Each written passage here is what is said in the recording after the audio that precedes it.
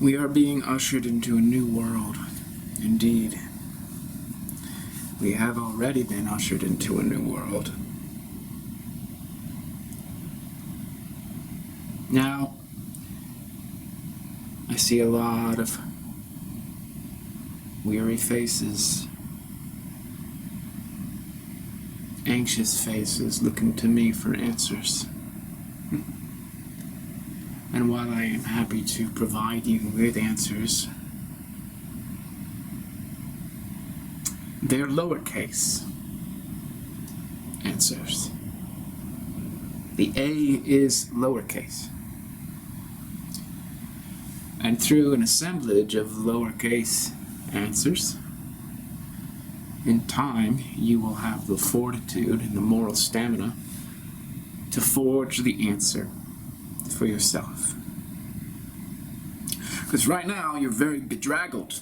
Many of you haven't showered in weeks. You don't even think about it. I hate to see the condition of your gums right now and whether there's tartar built up behind your teeth. I don't want to know. You don't have to tell me. Your breath is rancid. Of course, you haven't changed your underwear. God knows how long.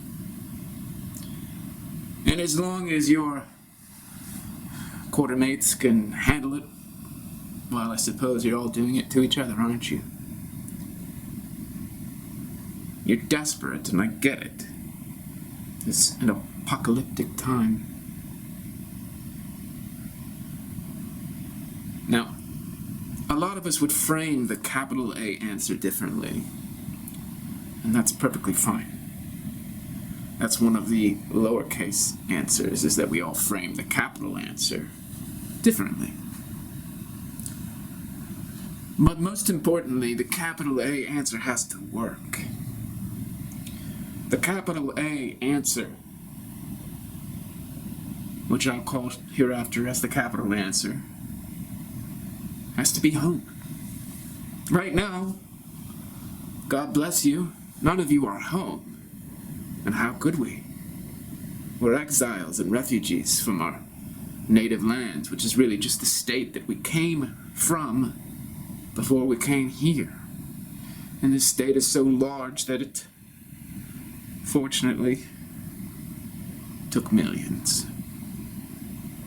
Now I'm standing up here before you because I've actually found that capital answer for myself.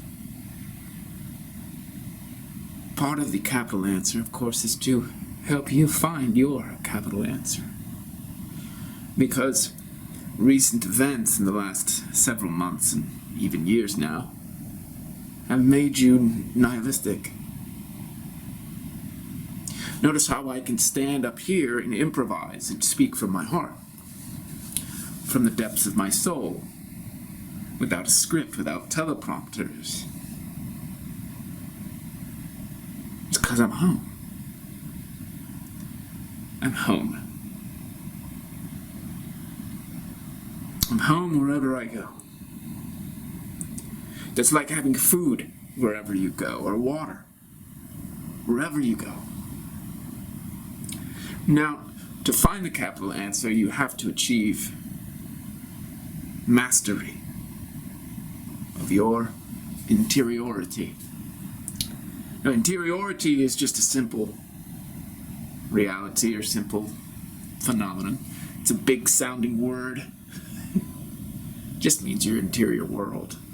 All your feelings, your emotions, your thoughts, images, reactions to things, your visions, aspirations. You need to become a master of that. So then the real question for all of us here should be, what does it take? What does it take? Each of us has our own array of individual challenges. But what I can say for every one of you is that you still have the same challenge overall. You must become masters of your interiority.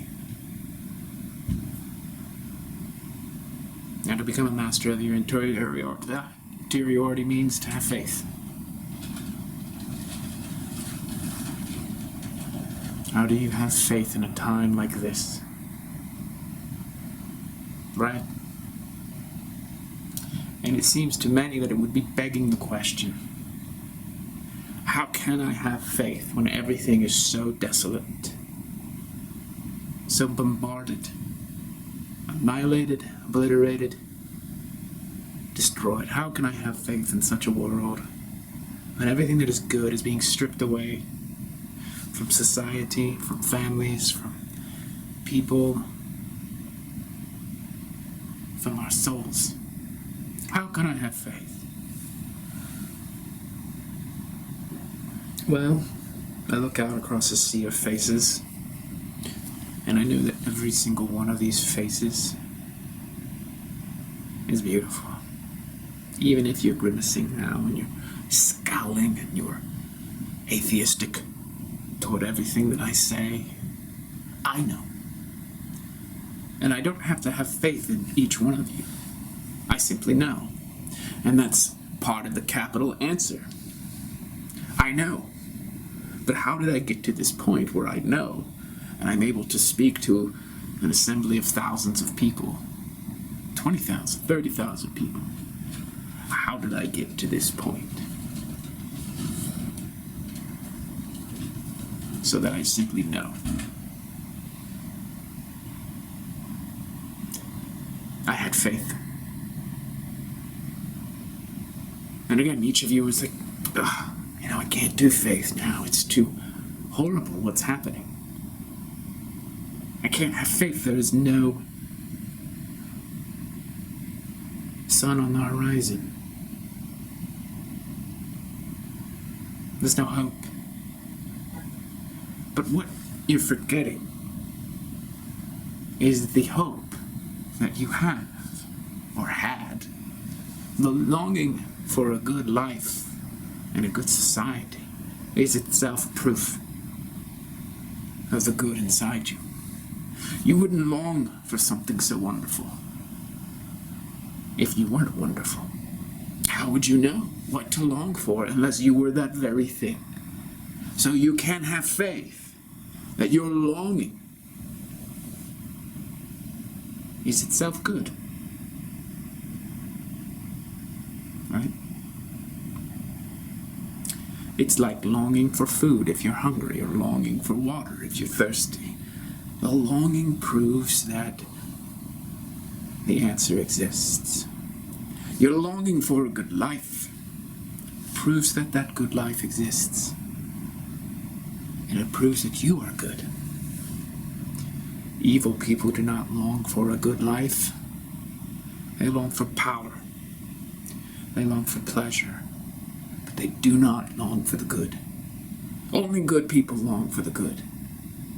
So all of you here, however many there are, all of you are good. That's why you're here. That's why you migrated to this state.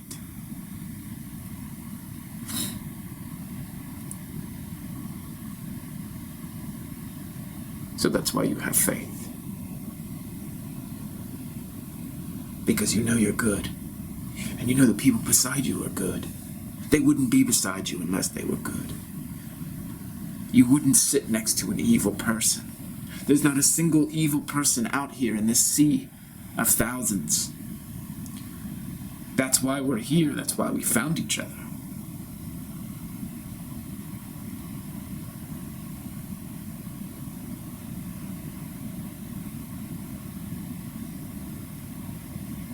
What's happened is that we've just become lazy. That's all it is. We trusted. And we may say to ourselves, oh, we shouldn't have trusted.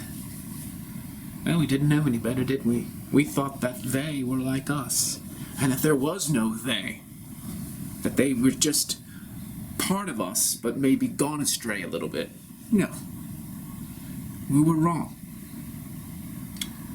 Don't make it about your ego. We were wrong. I was wrong. You were wrong. We were all wrong. These people are not like us. They are psychopaths. They are evil. Because what they're doing is simply the accumulation of power and pleasure for their own sake at the expense of everybody else, and they simply wish to rule and dominate and control because they think they are a superior species. We couldn't have seen that. We were blind to that. We were blind to that for two reasons. Because we're not like that, number one. And number two, they put out an entire landscape or mindscape of disinformation and propaganda and deception. Right? You didn't know for those decades that you were growing up and becoming an adult, and when you were an adult, that all that stuff that was entering your eyes and ears was trash. Your mouth was trash, meant to subjugate you, to defeat your well-being. You had no idea. How could you know? You would think that they're just good and they're just having fun. Or maybe they're kind of bad, but they're still having fun. You didn't make that extra logical leap into, holy shit, they're evil. Don't beat yourself up over that. You know, I've been speaking lately, privately, one-on-one with various people who've come up to me after my talks here. And I was very touched by a woman who was so confused about how to live her life now. She said to me, I don't know how to be happy. I'm so shut down. And she walks around shut down. And so I told her it's about her heart.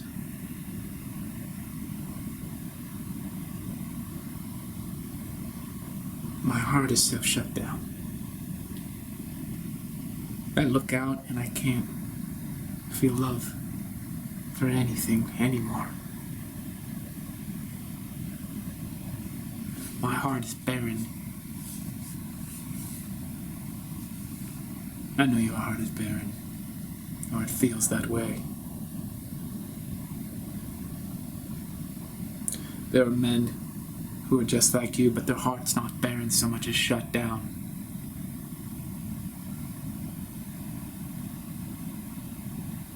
Yeah, it's like that for me too. It's shut down. Shut down and barren.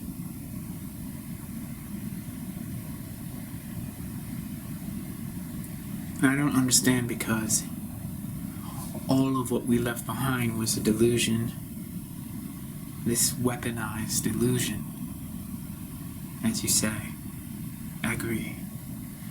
And I was happy in an illusion.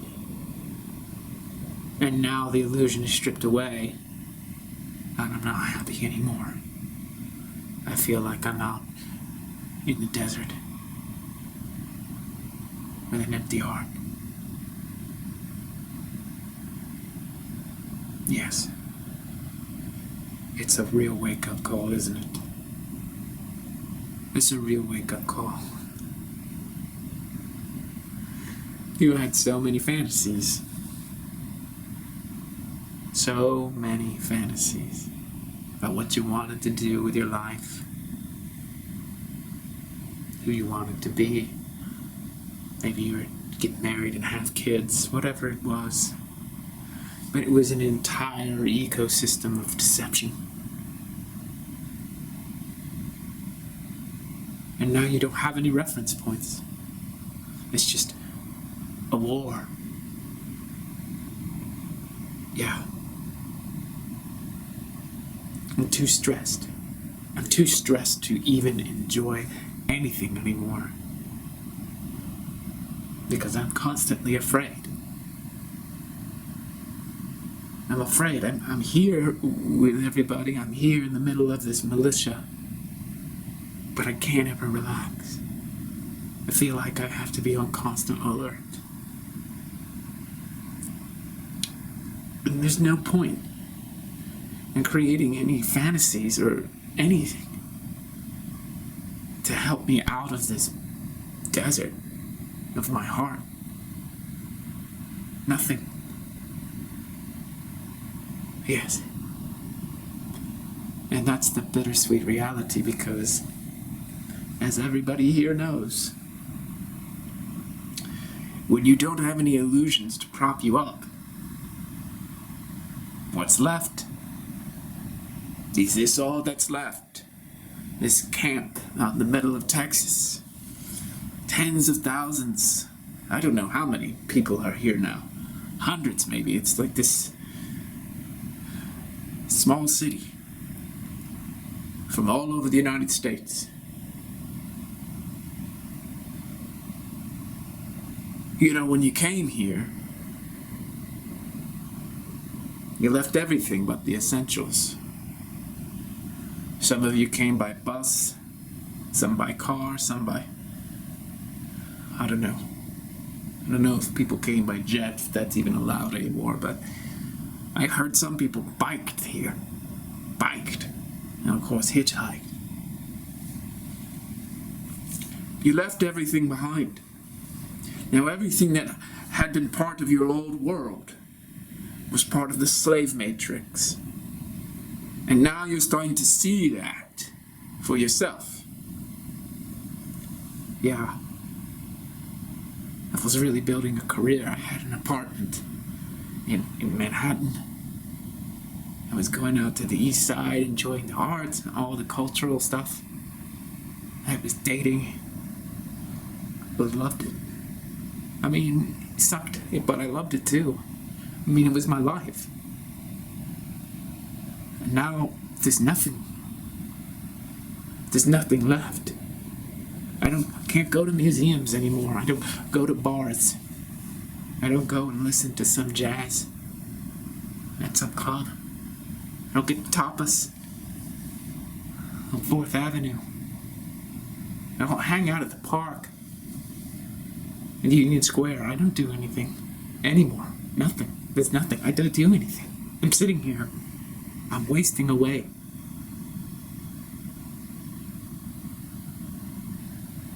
Does that sound familiar? Can every one of you relate? Of course you can. The greatest struggle right now is inside you. I've said this many times, and I never tire of mentioning that one of the things that I loved about The Walking Dead is what I called apocalyptic ethics. Well, we're here now, people. Because the people who are, or should I even call them people? The people out there, the psychopaths out there,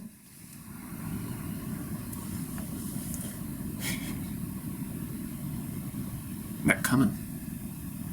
They've always been coming. And what they did was they created that illusory world, that matrix, to enslave us. You know, it went from people in chains to people paying rent, mortgage, groceries, bills. They were always stuck in this system where they could never really get ahead, and they just thought it was natural, right? All of you thought that was natural. But it was really just chains. They were invisible and subtle chains. But you had no way of knowing until you looked back across life from the perspective of where we are now. Cross the threshold, and then you look back at everything that preceded that threshold, and you're like, oh shit, it all makes sense.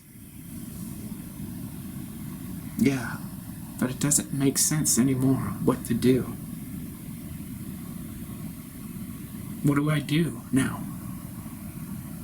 There's no more sense at all for me. There's no more. There's nothing left. There is something left. You're left. Yeah, but I don't know. I don't even know who I am. I don't know what I am. Well, I understand that. All of you are having an identity crisis right now. You're not home. You're not home. You don't have your capital answer. But what you have realized that everything that preceded the threshold, and that threshold is a historic moment now, forever. Everything that preceded that threshold was simply the slave narrative. It was. And as much as it delighted you at the time, and I understand that, it was your trap. You can tell now, because we've crossed the threshold, you can tell that everything that they managed and created was to keep us contained, keep us enslaved. Doesn't matter what color you are.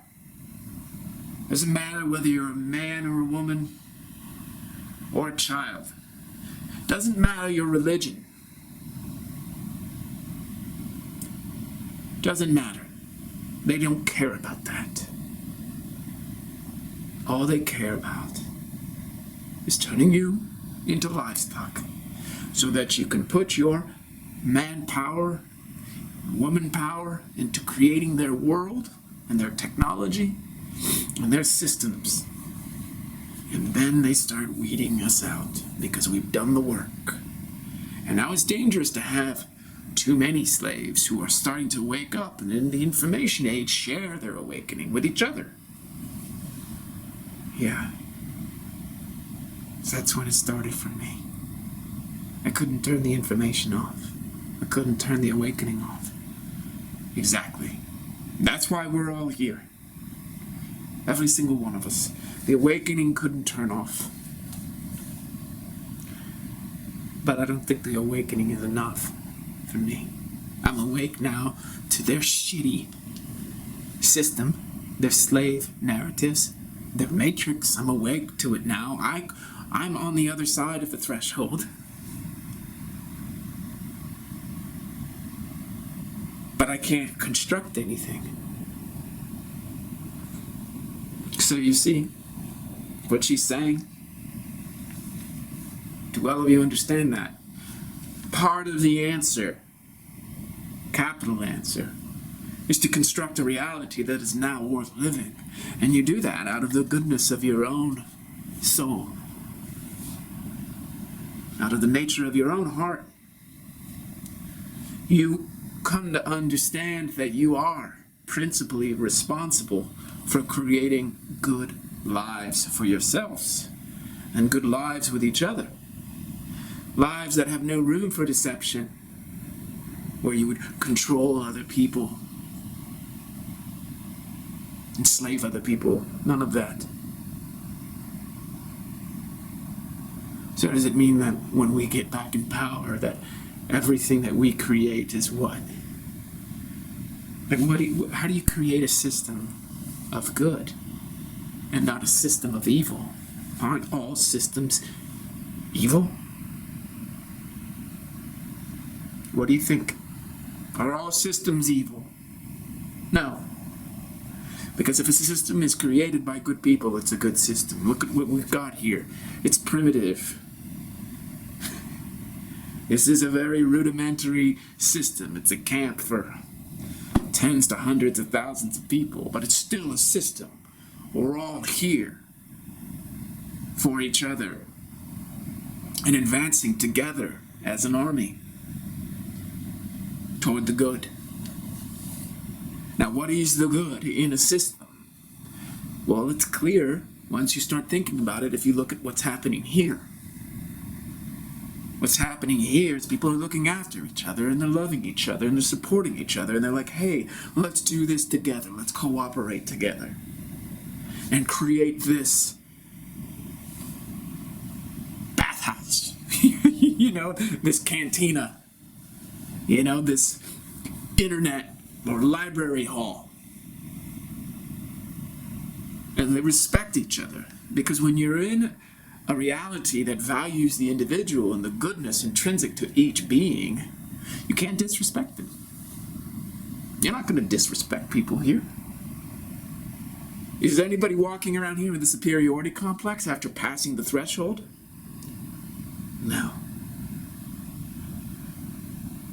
Annihilated me. Yes, it did. It annihilated all of us.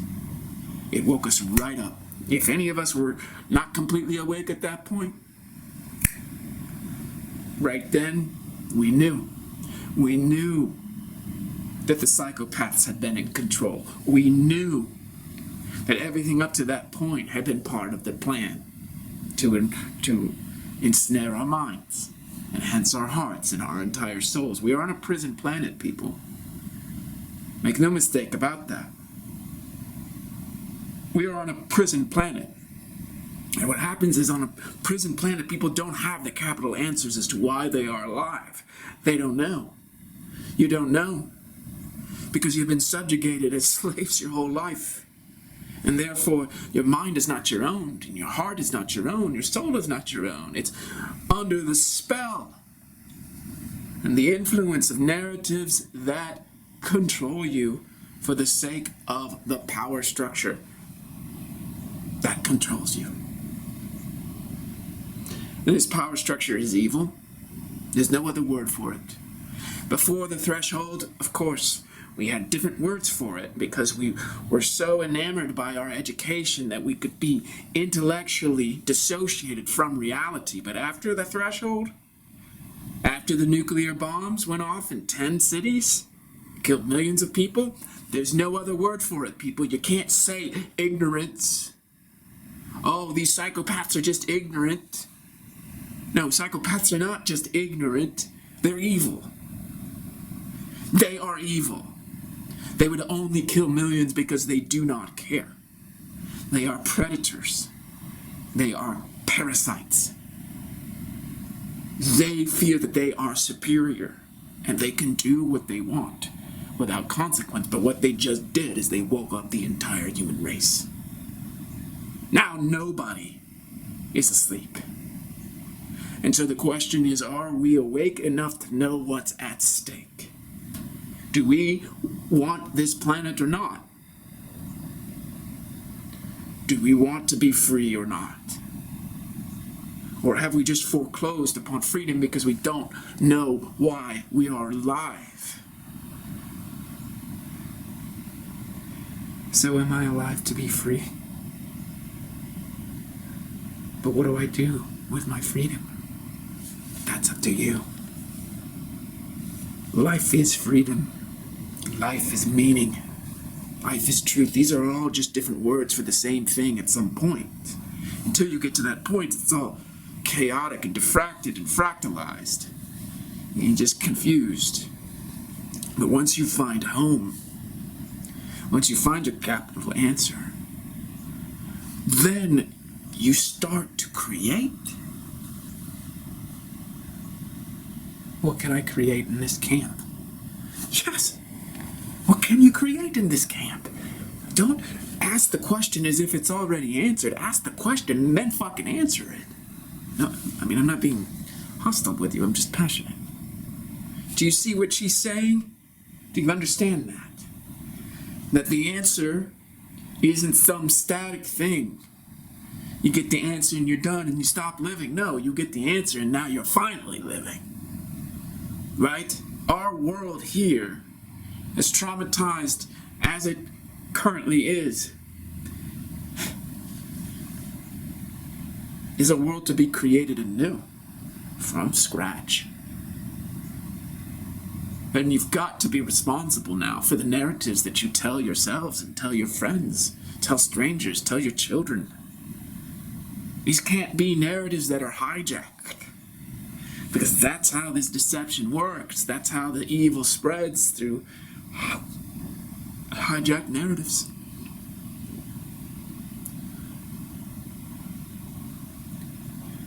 So I'm going to conclude by saying that when you find home with your capital A answer, you are going to be free and you are going to be at ease wherever you go and whatever you do. However, it doesn't change the fact you're on a prison planet of psychopaths.